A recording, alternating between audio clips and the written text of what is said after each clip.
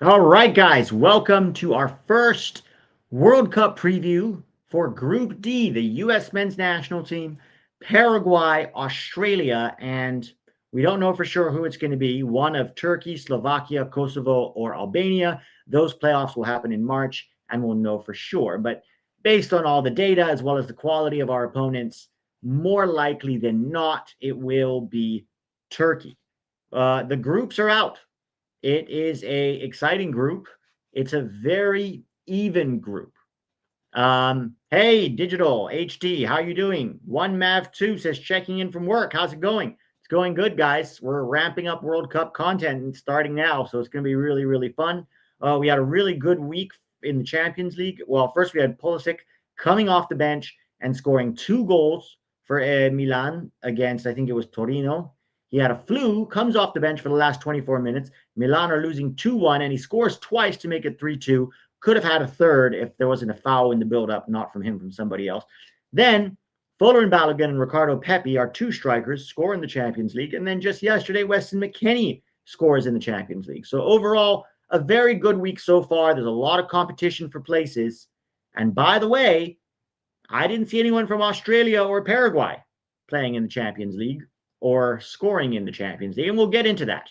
I want to start off by saying this is a very tough group.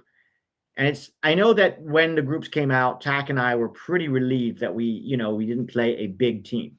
But there are several reasons. Herc Gomez called this a trap group on ESPN, and I don't disagree with him. The reason it's kind of a trap group is because we're playing at home, and because we're not playing any giants, the weight of expectation will be on us, right? Yes, I know we beat Paraguay 2-1 in the friendly last month. I know we beat Australia 2-1 in a friendly the month before that. But those were friendly games. And the World Cup is going to be very, very different. And I've seen some pundits talking about how we should walk through this group or how we should get through this group easily. And in some ways, they're right. We should. But I don't think it's going to be easy as people are saying. It is a World Cup, right? There are very good opponents, even though they might not be filled with world-class players, although Turkey has a lot of very good players. They're still very difficult opponents to play against. Let's not forget that Paraguay, in World Cup qualifying, beat Brazil, Argentina, and Uruguay at home. Now, yeah, they're not going to be at home, but they had a very good World Cup qualifying campaign. And Gustavo Alfaro, their coach, has World Cup experience, right? He coached Ecuador in Qatar in 2022. And they do have players that can hurt us, especially in transition. We also, Australia, even though they don't have a lot of really big quality players, they're always very difficult to play against at the World Cup. They are what the U.S. used to be. A very tight defensive group, fiercely aggressive. They don't concede a lot of goals. They make the game very, very difficult for you. They deny you time and space, and they're always dangerous on the counterattack. They made it out of a tough group, last World Cup, even beating Denmark. And they made it to the round of 16, which is the same, spot that we reached.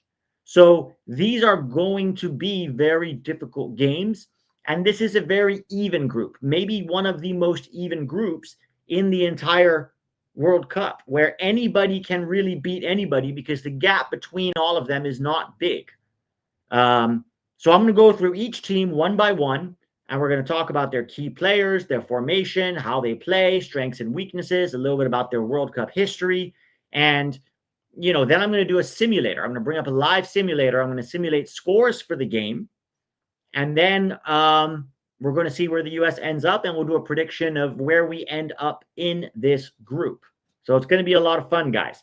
I do want to say, if you're an American fan or you're an American sports fan and you're kind of just getting interested in the World Cup and curious, the U.S. has a lot of very good players now, better than we've ever had. And it is an exciting time to be a U.S. fan. Mauricio Pochettino, the coach, is a very highly regarded coach, seems to have them playing very, very well. We've had a very good run of games recently, including beating Japan. We drew with Ecuador, we beat Australia, we beat Paraguay, and then we absolutely thumped Uruguay. Now, those were friendly games. We do have to keep in mind that as the banter starts with Australia, Paraguay, maybe even Turkey fans, we have to keep in mind that we really haven't done anything for the last 2 years, right? We really have not. You have to look at, the last 2 years we got grouped in Copa America at home. We we finished fourth place in the Nations League, losing the semifinal and the third place playoff to Panama and to Canada. And then we didn't win the Gold Cup. We lost that final to Mexico. And I know there are different, extenuating circumstances, but friendlies don't tell the full tale.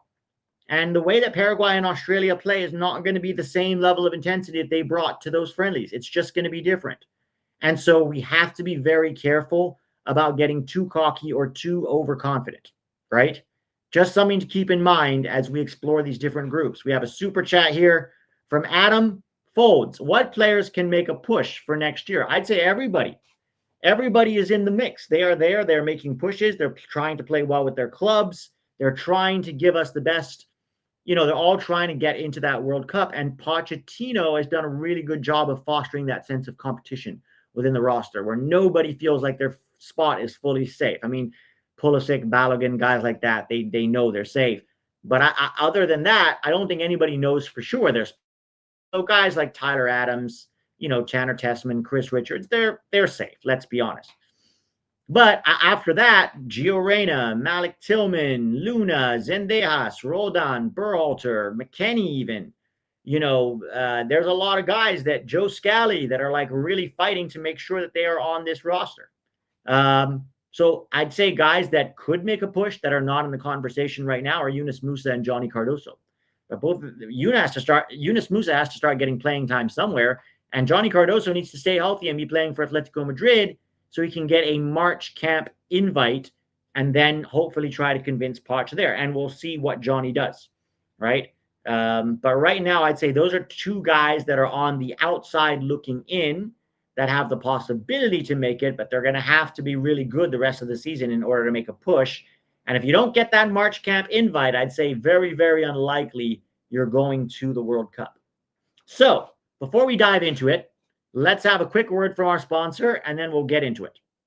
Games have been released, and the U.S. men's national team has matched up with Australia, Paraguay, and possibly Turkey. This is why I want to give a huge shout out to the sponsor of today's video, SeatGeek. These group stage games are really, really important because it is a chance for the national team to show America and the world that we can play soccer with the big boys, that we can compete, that we have grown, that we are getting better, and that the U.S. is starting to become a force in soccer. Now, SeatGeek has you covered for the games. With more than 35 million downloads, SeatGeek is the #1 rated ticketing app. There are more than 70,000 events listed on SeatGeek, including concerts, sports, festivals, and more. I love using SeatGeek. Last year, I wanted to attend an MLS game. It was Atlanta United versus LAFC in Atlanta, and it was kind of a last-minute plan. I was working, and I was busy, and I was like, let me catch this game. So it was easy. All I had to do was hop onto SeatGeek, see what options were available, buy my ticket. It came to the app, download it, simple process, easy. I didn't have to worry about anything, and I got straight to the game, and I had a great time. Now, SeatGeek makes this so easy. Every ticket is rated on a scale of 1 to 10, so you know you're getting a good deal. If you look for the green dots, green means good and red means bad. On top of that, every ticket is backed by SeatGeek's buyer guarantee. Plus, I have a special discount. Get $30 off any World Cup ticket when you spend $200. Just use the code YANKS30. It works for new and existing users. Make sure you hit the link in the description so the code gets auto-applied. Hit the link in the description and have the code automatically applied to your account so you can use it later. Thank you, SeatGeek. That's $30 off any World Cup ticket after you spend $200 with promo code YANKS30. All right, so thank you to SeatGeek. SeatGeek. Okay, so let's get started here with our first group game against Paraguay on June 12th in Los Angeles at SoFi Stadium. All right, so I put both the FIFA ranking and their ELO ranking. Their FIFA ranking is 39. Their ELO ranking is 21. I personally think ELO rankings are a little bit better indicators of where teams are at because they put more weight on games that are not friendly games. They put more weight on competitive games, and that does matter more. I would say that Paraguay is probably closer to 21st than 39th, just based on how they play. Their best ever World Cup final was a quarterfinal run in 2010. Remember, they beat Japan in the round of 16, and they made it to the quarterfinals. Now, that, however, was the last time that Paraguay made a World Cup. Their last 3 World Cup finished, they didn't qualify in 2014, 2018, or 2022. They are beneficiaries of the expanded World Cup, right? They are beneficiaries of this. And so you'll say, how many players on that team have World Cup experience? None. None of them do. Now, their coach, Gustavo Alfaro, the Argentine, does have World Cup experience. He coached Ecuador in the last World Cup. They didn't get out of a very tough group that included Senegal, the Netherlands, and Qatar, but they did decently okay for themselves. What are their strengths? Honestly, their defense. They have they conceded only 7 in 12 goals in World Cup qualifying. I mean, in 12 games, they only conceded 7 goals. All right, so they do not concede easily. Their weaknesses. Well, they don't also score a lot of goals. And that's, you can see there, 13 and 12 games. It's still about a goal per game, but they're very rarely do they score 2 in a game. And so that, I guess, would be sort of one of their weaknesses. Let's take a look at some of Paraguay's key players. You have Diego Gomez, right, who's a midfielder from Brighton. Most of you know him, used to be with Inter Miami. Julio Enciso, he plays for Strasbourg in the French league, in Ligue 1, also a very young up-and-coming midfielder. Miguel Almiron, who is back in Atlanta after, various jaunts around Europe, plays for Atlanta United, probably one of their most dangerous attacking players. Their striker, Alex Arce, plays for Independiente in Argentina. Gustavo Gomez, or Gomes, as the Brazilians would say, plays for Palmeiras Tax Club. He is a center back, 32 years old, been very, very good, probably one of the best center backs in the Brazilian league. And then, of course, there's Omar Alderete, currently a Premier League center back with Sunderland. So these are maybe some of their best players that we have to watch out for. Now, I know you think, well, Pete, if you look at the top 6 players for the US, they play for top Champions League clubs. Yeah, that's true. They really don't have any Champions League level players, but as a team, they're a very, very tight unit. And it's going to be interesting to see how they show up in a World Cup. They might not have a lot of quality, but they play really well together. They're very hard to break down. They're very quick in transitions. You guys saw this in the game that we played, right, against them. We won 2-1, but the goal that they scored was a ball over the top, first time into the box from Miguel Almiron, and then Arce scored with his head. Of course, that was Miles Robinson not doing his job because he's Miles Robinson, leaving him wide open in the box.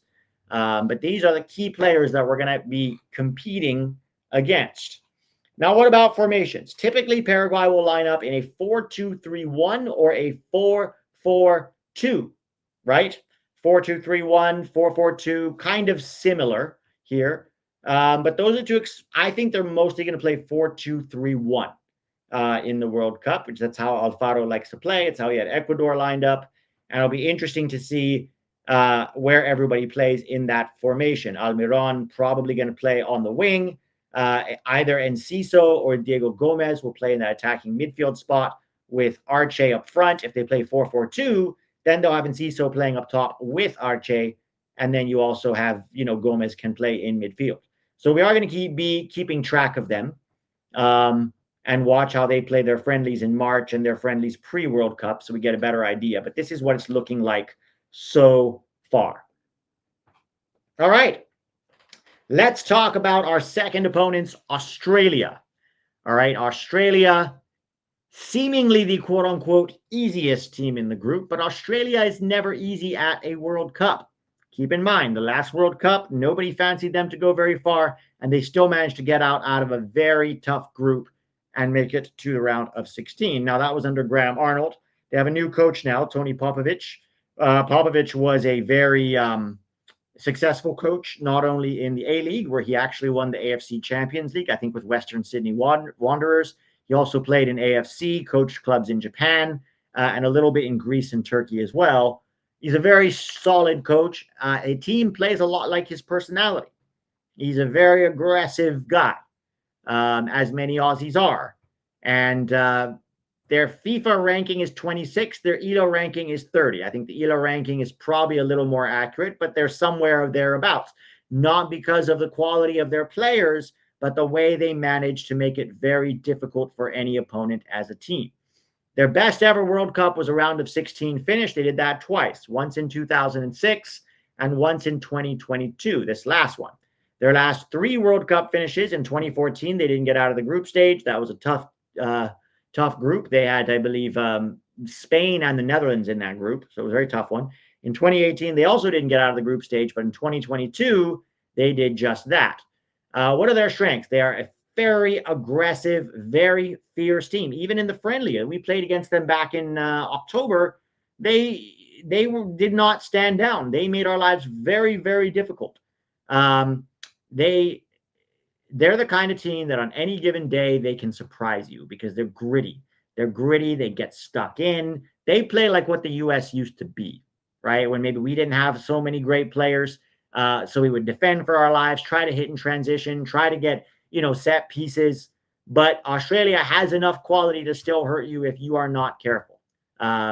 They're also underdogs, and they go into every World Cup with this mentality of we have something to prove, right?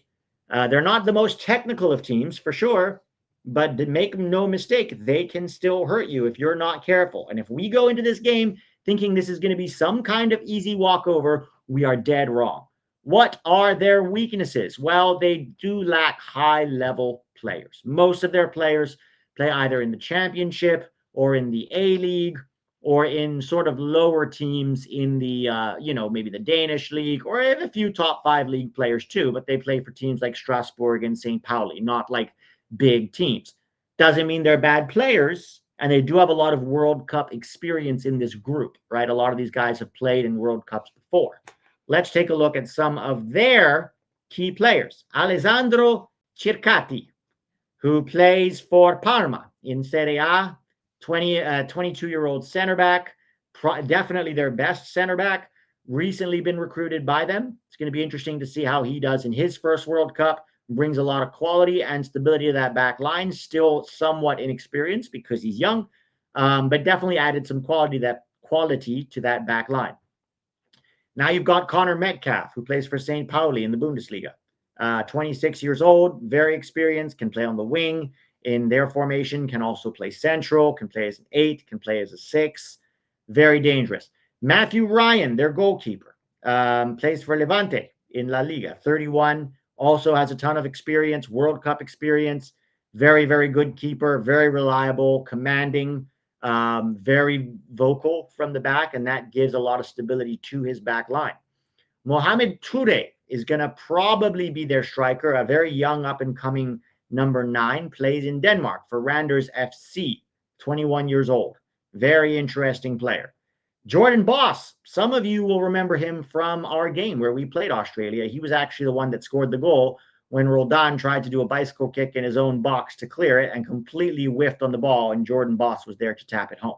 He plays for Feyenoord, and he has, been making steady progress. He's going to be a wing-back / winger for them. He can play both. 23, up and coming, plays in the Dutch league, so is decently technical as well. And Jackson Irvine, maybe one of their most important, very experienced players, also plays for St. Pauli with Connor Metcalf, 32 years old, reminds me a lot of, you actually said it right here, Kyle Beckerman. Those of you who've been following the U.S. for a long time remember Kyle Beckerman from that 2014 World Cup. A defensive midfielder, very good at protecting the back line, absolute baller. You are not getting past Jackson Irvine. That's how he shows up. That's how he shows up in every single game. If you ever watch James Sands plays with him over at St. Pauli. Jackson Irvine. So there's a lot of experience, there's a lot of grit, and there is a lot of ability in this team. Maybe not so much ability to break you down and hurt you, but enough ability to frustrate you and then take chances when they come. So they're very likely going to play in a 5-4-1. That's sort of how they've looked in competitive games, especially against teams better than them. It's very defensive. They defend the full width of the field in two banks. Everybody's back there defending. It's going to be tough. And at a World Cup, the Aussies have been talking some shit. Tony Popovich already started playing mind games right after the World Cup draw, where he said, look, if you look at our group, we're satisfied. You would expect the USA to go through, which is fine, so long as we're there with them. And I'll tell you, that's a little bit of rubbing up on the USA's ego and being like, yeah, the US are favored in this group. But what he's really doing is he's putting the pressure on the United States, right? These are mind games. Mind games are played in press conferences. Mind games are played in the press. Bulletin board material is a thing. I said this on Twitter the other day. And, people like Mike Grella saying Australia is a layup. They are not a layup. They're not a layup team. They're going to be a very tough team. We could easily draw or lose this game if we do not show up. Yes, we have better players than Australia. There's no doubt about that. But if we do not show up ready for an absolute brawl of a game, this could be a very, very tough game. And I know Tony Popovich already getting the mind games going. Yeah, the USA are the favorites. It is a big difference going to a World Cup and playing as the favorites and with the weight of expectation and playing as an underdog that nobody believes in. It is a lot easier to play as an underdog because you have no pressure on you, right? If you lose, if you get knocked out, people go, yeah, I mean, that's expected. So no real pressure. If you play well, you're heroes, you're kings of the world, right? It is going to be a very tough game. And for the first time, maybe ever, the U.S. will be expected to be favorites or at least top two in this group. They're playing at home, and they rival Turkey for having the best players in this group. So how the U.S. will handle playing with the weight of expectation is going to be interesting. Keep in mind, in past World Cups, even a little bit in 2022, the U.S. often played on the back foot. We played defensive. We were like Australia, right? Difficult to break down. And then we had a little bit of quality with like a Clint Dempsey or a Landon Donovan. And hopefully we could, hit you in transition. Hopefully we could do something there or maybe get a set piece. But now we're playing with the ball. We're playing, especially in these games, as the protagonists of the game. And that can be difficult. It's much tougher to attack than it is to defend. It's much tougher to break down a low block than it is to defend for your life and hope for something lucky. And how the U.S. handles that is, I think, going to be a big question for Pochettino and this group. Now, let's go to the third. Now, I should say this might be disrespectful to Albania, Slovakia, and Kosovo because Turkey has not qualified yet. All right, but I'm not going to take all four opponents and evaluate each and every one of them. We'll do it again after March if it's a different opponent. But more likely than not, it's going to be Turkey. The only reason Turkey didn't qualify is because in those UEFA groups, only the first team qualifies. That finishes top of their group, and they were in a group with Spain. So, finishing second in that group is certainly no big disaster by any means, right? And then they played Hungary in the first playoff, and they beat them 6-1 on aggregate between the two games. So, and if you look at their players that they have, you would expect Turkey to qualify from this playoff, all right? Their FIFA ranking is 25. Oh, I'm sorry, Romania, not Albania. It's Romania, Slovakia, and Kosovo. Thank you for correcting me. But their ELO ranking is 15th. And remember, they did beat us pre-Gold Cup. Understandable, that was our C team. But still, they did beat us, right? What was their best ever World Cup? Some of you may not remember this. In 2002, Turkey finished third in the World Cup. Yeah, they had a very, very good World Cup. They lost to Brazil only 1-0 in that semifinal. It was a goal from Ronaldo, Brazilian Ronaldo. And then they, beat South Korea in the third place group away. Their last three World Cup finishes, well, they didn't qualify. They didn't qualify for the last three World Cups. So, in fact, they haven't qualified for a World Cup since 2002. They finished third place and then never qualified again. There's a lot of competition in Europe, and it is tough. But they do have the players to not only qualify from this playoff in March, but also to do well at a World Cup. Their coach is Vincenzo Montella, the Italian. They are a very technical, free-flowing attack. They have a lot of top players that play for a lot of top clubs. You could argue that their roster is maybe better than ours, or at least as good as ours. Weaknesses. Well, they do concede goals. Most of their great players are attacking players, midfielders, wingers, strikers, etc. They do leak goals. A lot of their quote unquote lesser players play for Galatasaray and Fenerbahce and Besiktas in the Turkish league, and you can say, well, it's a Turkish league. Yeah, but they also play in the Champions League, right? Just the other day, Folarin Balogun was playing against Galatasaray in the Champions League. So, this is going to be a very, very fierce Turkey team when they likely qualify. Let's just look at some of their key players here. Kenan Yildiz, anybody who's watching Juventus for any length of time knows who he is.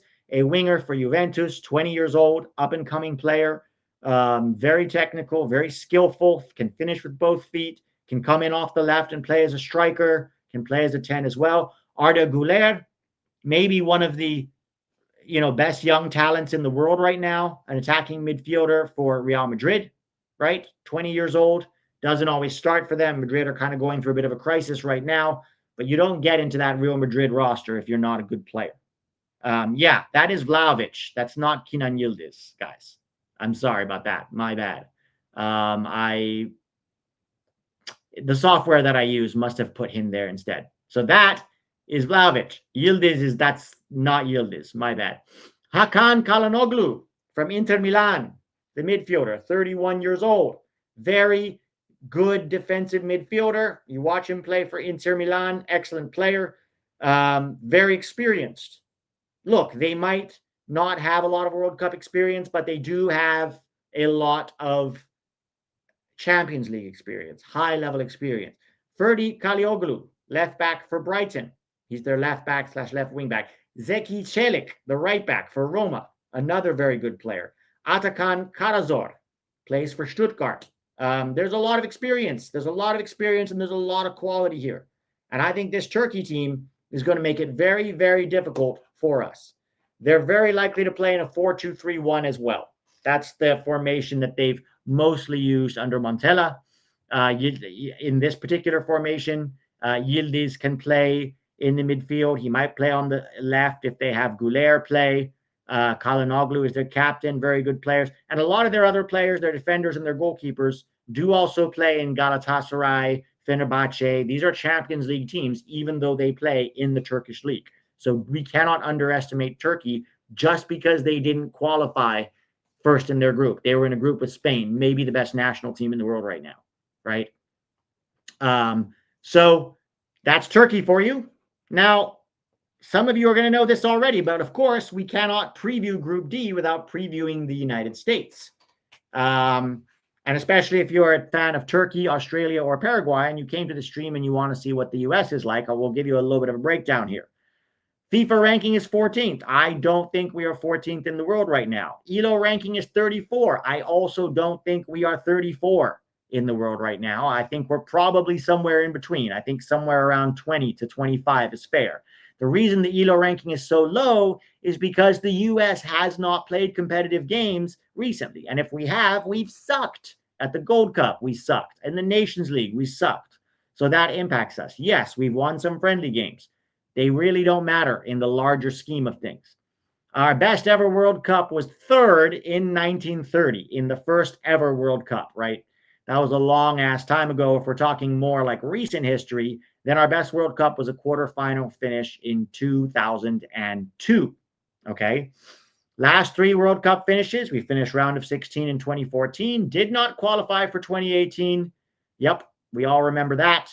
Kuva still lingers long in the memory. And in 2022, we got knocked out in the round of 16 under Gregory Berhalter, losing, really getting outplayed and outfought, out everything by the Netherlands team. The coach is Mauricio Pochettino. Most people know him. Used to coach Tottenham, PSG, Chelsea, now coaching the U.S. men's national team. What are our strengths? We're a very aggressive team. Certainly, we've looked more that way under Pochettino, even though we haven't looked that way in the recent past. It's starting to look better. That's a recent feature, though. I would say that's the last few months. Before that, we looked very weak, very soft. We do have a very quality attack with some top players that play for big clubs in Europe and not just play, but perform.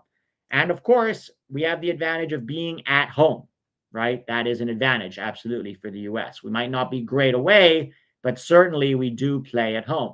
Our weaknesses, our big weaknesses, are our defense and our goalkeeper. Outside of Chris Richards, we do not have reliable defenders that you go, yeah, I'm comfortable starting that guy in a World Cup game. Whether it's Tim Ream or Miles Robinson or Mark McKenzie or Austin Trusty or Alex Freeman, they are untested and unproven at a higher level. And every single one of them has made a lot of recent mistakes, which makes us question, what is this back line going to look like at a World Cup? And then our goalkeeper is an MLS goalkeeper, Matt Freese, who has been decent for the US, but even in MLS has been inconsistent. Even in MLS, he's been consistent. This has not been a lockdown kid. Watch that Inter Miami playoff game. He was really good against Philly in the previous round, and then he goes to Inter Miami and looks like a disaster. And he has made some mistakes for the US as well, both in the Gold Cup and also in recent friendlies. Noah Kai Banks has potential to be a good center back, says Digital HT. Yes, he does, but he's also very, very young. He just turned 19 years old, and he's making progress in the Bundesliga, and he's starting for Augsburg, and he is getting better. It is a big risk to start a 19-year-old center back with only one season under his belt at a World Cup. So we're going to have to monitor that situation and see how he looks. But let's talk about key players for the U.S. Christian Pulisic, far and away the most famous American player, plays for Milan. It doesn't just play for Milan, is maybe Milan's best player right now. Certainly their most productive player. And for the last 2.5 years, has an incredible production rate for Milan, playing in off the wing, sometimes as a striker, sometimes as a 10, 27 years old, so just entering his prime now, and we're hoping that he can do big things for the U.S. Our best center back, Chris Richards, plays for Crystal Palace, is still 25 years old, so relatively young for a center back, but has been making huge strides of progress in the last 2 to 3 years, is the lockdown player for a Crystal Palace team that is now 5th in the league, and has been very good for them. Now, for Palace, he plays on the right-hand side of a back three, but for the U.S., he's going to have to play centrally because he is our best center back. Then you've got Tyler Adams, the defensive midfielder, or the 6 for Bournemouth, 26 years old. Maybe not the greatest on the ball, but certainly a terrier off of it. Very difficult to get past. All-action midfielder. Has lost a little bit of his speed recently, I think due to some injuries. But, you know, still a key player for the U.S. and will have a big job protecting a very weak back line in this World Cup. Folarin Balogun, our starting striker, plays for Monaco, 24 years old, just scored in the Champions League yesterday. Actually scored 3-3 in his last 3 Champions League games. Has come off some rough injuries recently, but looks like he's getting back to his best form. And the U.S. will be relying on the chemistry between him and Christian Pulisic at the World Cup to get goals. Weston McKennie is emerging. He's always been a key player for the U.S., but the last few seasons he really let himself go and hasn't looked very good. But this off summer, he's lost a lot of weight and he looks fit and sharp, and we're really starting to see that in his performances for Juventus, right? Also just scored for them in the Champions League yesterday. On the weekend, got an assist. Is a starter for Spalletti's Juventus, and is going to help them try to push for a top 4 spot. He can either play next to Pulisic in the 2-1 formation, which we'll get into, or he can play in the double pivot with Tyler Adams. That's where I prefer him, because I prefer having 2 attacking players in those attacking midfield spots. Not that McKennie's not an attacking player. He is, and he can play there. But I think his talents are best suited as an all-action midfielder that can get up and down the field. He can contribute to goals, right, with his long passing and his aerial threat, and he's a good finisher. He can score from range, too. A pretty decent dribbler of the ball, too. Very athletic. He's not a pure creator in the same way that, Gio Reyna or Malik Tillman are. But he can do the job there, maybe against better opponents. You put McKennie next to Pulisic, and then you have Tessman and Adams together in the double pivot. So now you're a little bit more defensively safe because McKennie can also drop back and help defend. He's also a huge aerial threat. And I don't know if we're going to do this, but if we decide to go this direction, has a very good long throw on it. Anthony, you can also play, left back or wing back, right, on the right or on the left. Anthony Robinson is the last one. Anthony Robinson has been injured for quite some time, but he's absolutely crucial to the U.S. men's national team World Cup hopes because we don't have anybody else to play at left wing back, Anthony. I know Tim Weah can kind of play there, but realistically, let's be honest, it's going to be Anthony Robinson And if Anthony Robinson is not available, Pochettino is probably going to go with Max Arfson, the Columbus Crew left back, who's a decent attacker in MLS, but an absolute disaster defensively. And you cannot have him starting next to Tim Ream. We're going to be exposed on that left-hand side of our defense.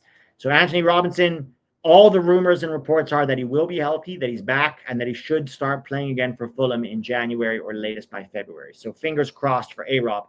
There are other key players, too, that I haven't listed here because I only did the top 6.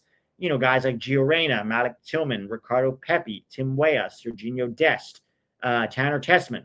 We have other guys that are also, you know, big-time players for us. So those are the key players for the U.S. The U.S. plays in a 3-4-2-1 formation with a back three, a double pivot, wing backs, 2 attacking midfielders, and a striker. Very likely, you're probably going to get something like Matt Freese in goal, a back three of Tim Ream, Chris Richards, and either Miles Robinson or Alex Freeman. And then you're going to get a double pivot of maybe Tyler Adams and Weston McKennie, or Tyler Adams and Tanner Tessman, the Lyon midfielder. The wing backs, if everyone is healthy, should be Serginho Dest and Anthony Robinson, although Tim Weah, who pretty much plays fullback for Olympique Marseille now, can also play at wing back. Then you have a Joe Scally who can and should play at wing back as well. He can also fill in as a third center back.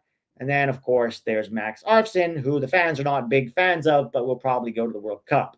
In the attacking midfield spots, Pulisic is a lock, and he'll be next to either Gio Reyna or Malik Tillman, or potentially Weston McKennie, because Poch has played McKennie there as well. And then up top, Folarin Balogun is our number 1, and Ricardo Pepi is probably our number 2, with Haji Wright, who scored 2 goals against Australia, maybe being our number 3. So that is the U.S. men's national team. That is the breakdown of Group D. Now, I would like to do something else here, and I'd like to take a look at the group itself, and I'm going to predict how the games are going to go. So let me just pull up a simulator here where I can actually put the outcomes of the games, and we can see where the U.S. and where everybody in this group could potentially finish. Let me make this a little bigger for you here. Okay, so here on the right-hand side, we can see the group. Well, really the middle of the screen. So the first game is going to be the USA versus, hey, you can't fill that in for me. Yeah, I'm going to call this a draw. I'm going to call this a 1-1 draw. I think the U.S. will start the World Cup under some pressure, and I think Paraguay are going to be very difficult to break down. It's either going to be 1-1 or 1-0 to the U.S. I think the U.S. will grow into this tournament, but I would not be surprised if we draw that first game. As far as Australia versus Turkey, I think Australia will score on Turkey, but I'm going to say this game goes 2-1 to Turkey. They just have too much quality, and I can see them breaking down a very gritty Australia team. I don't think anybody in this group is getting thrashed. I would be very surprised. So I'm going to start there. Then the next game is going to be Turkey versus Paraguay. I'm going to actually give this a 0-0. I think that Paraguay and Turkey both have good defenses. They don't score a ton of goals. Actually, yeah, I'm going to call that a 0-0 game. And then the U.S. versus Australia. I'm going to say that the U.S. just edges Australia 2-1 like we did last time. I think even though the Aussies are tough to break down, I think the U.S. will win that game. I think we have too much quality for that Australia team. And even though they will make it difficult, I think we'll find a way to squeak 2 goals in there. So let's continue here. I think Turkey faces the USA in the final game unqualified because the USA would have 3 points. Australia would have 0. Paraguay would have 2. And Turkey will have 3. Now, both teams will still want to win this because even though you have 4 points, you're probably qualified, but you're not guaranteed first or second. I'm going to say that the U.S. and Turkey draw this one 2-2. Both the U.S. and Turkey have very good attacks, but maybe are a little bit suspect defensively. So I'm going to call that game 2-2. And then I think Paraguay edges Australia 1-0. Now, this sets it up for a very interesting game where the U.S. qualifies in first on goal difference, just above Turkey. But Turkey, Paraguay, and the U.S. all have 5 points, while Australia ends with none. Australians are not going to be happy with me in the chat. But I have to be honest about what I think. I think we will qualify from this group either first or second. I do. And I think at the end, the USA will get through, but I don't think any of these games are going to be a blowout. I don't think any of these games are going to be easy. So that is my prediction, guys, of Group D. Let me know your thoughts in the comments. Hit that like button before you go. Thank you to SeatGeek for sponsoring this stream. And check out the Patreon. The link is also in the description, guys. Have a great rest of your day, and I will see you soon.